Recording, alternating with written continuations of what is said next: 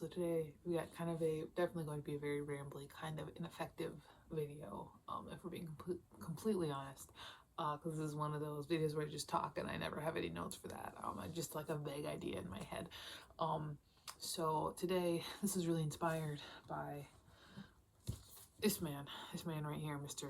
Brady Snellis. So we'll talk about the marriage between literary fiction and horror. Because a lot of the times, especially with people like Mr. Ellis here, and Less Than Zero is probably, out of the 3 books of his that I've read, Less Than Zero is probably the most literary. While people tend to admit that American Psycho is a horror novel, and oftentimes people call it an extreme horror novel, which I haven't read it, okay? But Brady Snellis is too good of an author to call him an extreme horror author. I know I've mentioned this 1,000 times because I feel very strongly about it, but to me, extreme horror is not good. It's not good. It's stuff that has been self-published in the last 5 years. Normally people like Aaron Beauregard, Matt Shaw, fucking Judith Sonnet. Who else? I haven't read all these people, but like I'm trying to think of who pops up a lot.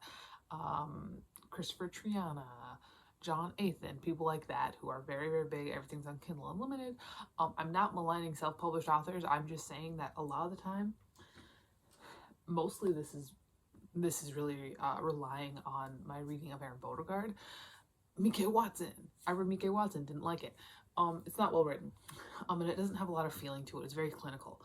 So I don't want to call American Psycho extreme horror, even though a lot of people do, even though I haven't read it. In my mind, the well-written stuff that's from like the 80s and 90s, like your Layman, Ketchum, them, that's splatterpunk. Don't call Aaron Beauregard splatterpunk. But people admit that American Psycho is horror. That was a long way of just saying that. But I'm gonna say I've read 3 Brady Snellis books. I've read Less Than Zero, read Glamorama twice, and I've read The Shards. These 2 are also horror novels. These are horror novels. And yeah, they're smart. And they're a little pretentious. They're very pretentious. But they're horror novels. They're horror novels. You cannot look at what Victor goes through in here and be like, yeah, that's a horror novel. It's a horror novel. This is a straight up fucking serial killer novel. The Shards is. Like it's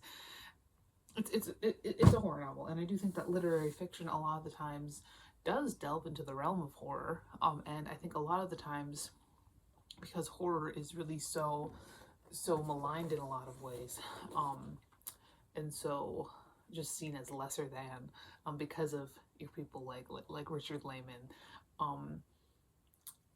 Sometimes when we look at the idea of literary horror, when we look at things that are really, objectively speaking, very good books, and they're horror novels like fucking Lord of the Flies, we don't want to admit that they're horror novels. And I taught Lord of the Flies to high school freshmen for 3 years, and it is a horror novel. Lord of the Flies is a horror novel. It was one of Stephen King's major influences. It is a horror novel about a bunch of little boys killing each other and human nature. That's what most horror novels are about. Most horror novels are about human nature. That's what most horror is about. It's about delving into the deepest and darkest parts of human nature. Lord of the Flies just so happens to have a lot of really obvious metaphors about that, you know? And so I think that there is a lot more of a connection between literary fiction and horror than literary fiction snobs or horror snobs might like to think. I think that a lot of the times we kind of go up against each other in a way that isn't really accurate because of the existence of people like Brady Snellis, or honestly, Stephen Graham Jones. Stephen Graham Jones has never claimed to be anything but a horror author.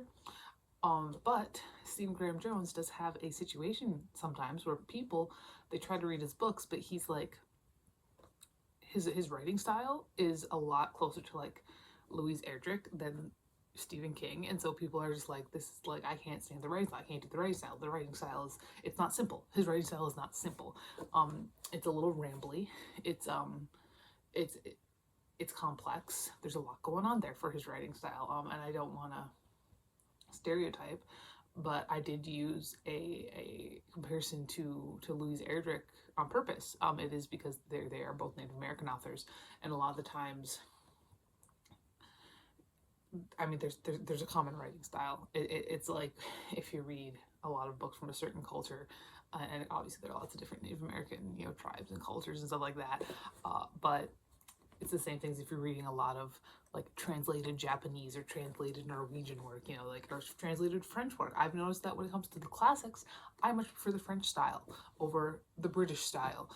So there is definitely always there's kind of a similar vein of like writing styles there. That's why I compared him to Erdrich.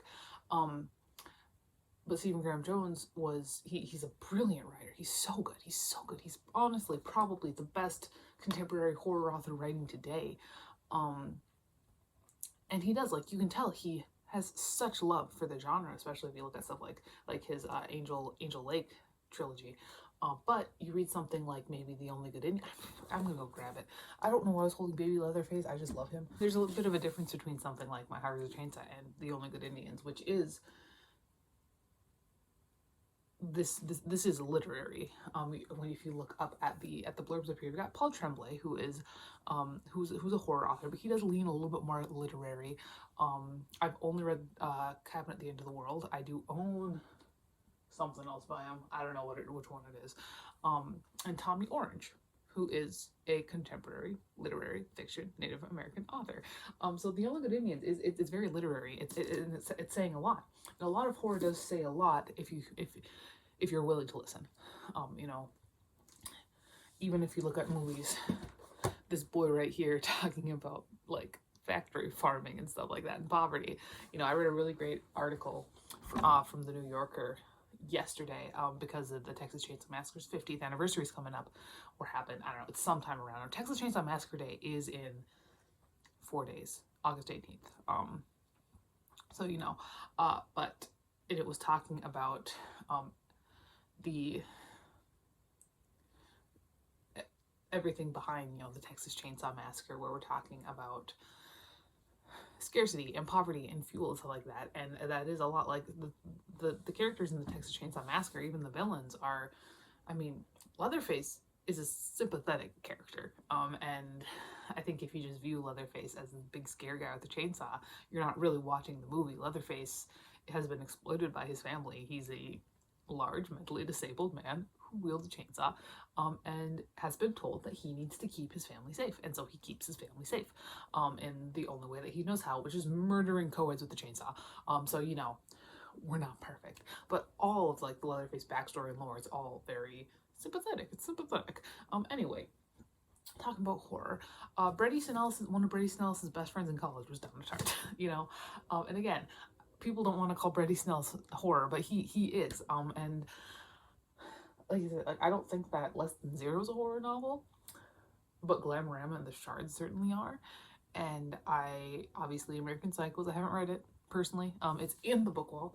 I don't think Rules of Attraction is. I'll read it at some point though, because 2 reasons: Bret Easton Ellis, and also the little tiny glimpse of Victor, because Victor is like my favorite. I reread Glamorama this year, and it's my favorite book of all time. I'm not gonna lie, it's the best book I've ever read in my entire life. So no, literary fiction and horror is a lot more.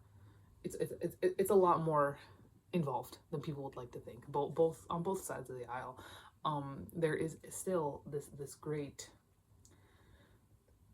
prejudice against horror that I honestly don't ever think about, just because I'm so entrenched in horror, because I read so much horror, I watch so much horror. In my mind, it's like, yeah, no, everybody reads horror, everybody likes horror, and that really comes across a lot of times in my writing, I think, because every single time a character has a movie collection, first of all, the fact that they have a movie collection, it's a little this is you of me, but also it's always 99% horror, because I can imagine a lot of things, but I can't imagine somebody not liking horror movies is kind of my thing. But that's not true. A lot of people don't like horror movies. I know, it's shocking. It's a big shock. Whether that's because they're feel like they're lesser than, they feel like if it's a religious element, if I don't even know. I don't know. I've always liked horror. I mean, the first chapter book I remember reading was Monster Blood by R.L. Stein. But then again, on the horror side, there's oftentimes, it's almost like a reactionary thing where we don't want to admit about literary fiction being so horror coded, because a lot of times when we're reading horror, a lot of times we're just having a lot of fun with it. We're reading shit like Stephen King and Richard Lehman and Jack Ketchum and David Robbins and all those really like pulpy guys. And I really, compared to the last three that I said, Stephen King is honestly a much better writer than all of them. I think it was one of my professors in college, and he was a very pretentious guy. He admitted that he read and enjoyed 11/22/63, which is honestly very literary for Stephen King, I'm not gonna lie. When we're faced with something like The Only Good Indians, which is not as traditional as in the horror sense as something like It by Stephen King, it sometimes like throws us for a loop, because we have to think, we have to think a little bit. It's like with Lord of the Flies, I think that a good amount of people who enjoy horror did enjoy reading Lord of the Flies in school, but just the fact that you had to read it in school made people really go like, no, not school reading, which is fucking stupid. I'm not gonna, it's very stupid. I do not really have patience for people who get so worked up over having to read, over required reading. Like, okay, here's the thing about the classics. They are classics, not, and granted, there is an overabundance of old white men, sure. I will concede that point. But they are classics because they have shaped our current pop culture, our current cultural norms when it comes to like books, TV, movies, stuff like that. They are references. There are a lot of references, stuff like Of Mice and Men, Lord of the Flies, 1984. There are references everywhere to that. And by not reading those, by complaining about having to read something that's more than 30 years old, or oftentimes more than 10 years old, it makes you stupid. That's just what it is. Like complaining about having to read something that's old or that's not easy to read. A lot of things aren't easy to read. And yes, I do believe that all reading is good reading. You should read what you want. But if you complain so deeply, and this could honestly be connected back to the lit fic versus horror thing, if you complain so deeply about having to read something that makes you think, or about reading something that makes you spend like a little bit more attention on it, because I've read a couple of the Aaron Beauregard novels. I read The Slob, and I read Dark Assembly, and I read a couple of the novellas from Pizza Face. Those are brain off books. The brain is off. That man describes every single little detail about what's happening. You do not have to imagine or think a goddamn thing. And when you complain about having to put shit together,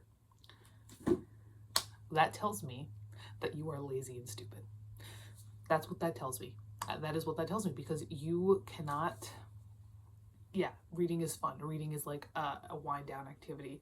But our wind down activities, like, I don't think that our wind down activities need to turn off our brains. We should maybe use them sometimes. And I'm not saying that from the position of somebody who doesn't have to think a lot in their day. Like, I'm a fucking elementary teacher. Like, I make a million little choices every single day. And children are always crying. Not always, but they cry a lot more in elementary than in high school. Having to think is not a bad thing. It's not. It's just not. There's nothing wrong with reading mindless stuff. I read mindless stuff all the time. But it's about balance. And literary fiction and horror are really two sides of the same coin. Really, because they both of them are really attempting to talk about the human condition and human nature. It's just the fact of the matter is that horror does tend to take a bloodier approach. And sometimes they do. They are the same book.